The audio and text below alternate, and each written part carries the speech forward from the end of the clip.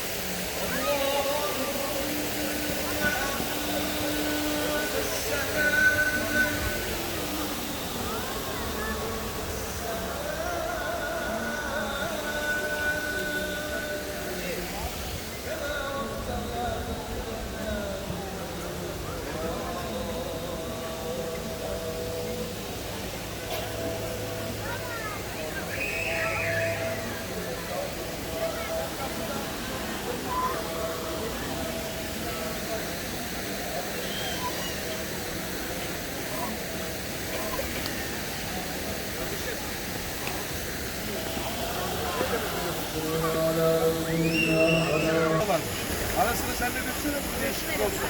Bizim ev, yani benim ev değil, Demet'in evi. Bunlar tutuyorum ya. Bunu karşılığında. Ailecek size toplanıyorlar işte. Bütün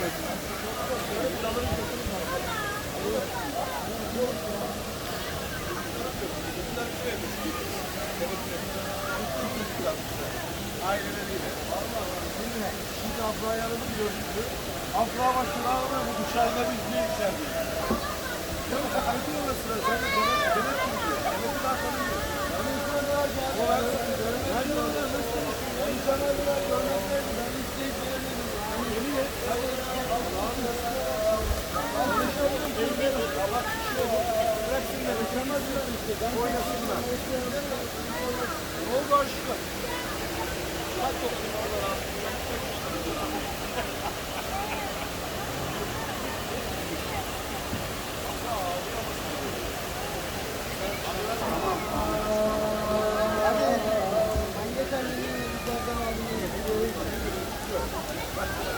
Sen benim ne demek istediğimi anladın değil mi? Sen getirmeyeceğine ben senin meclis suyuna kaldıramam.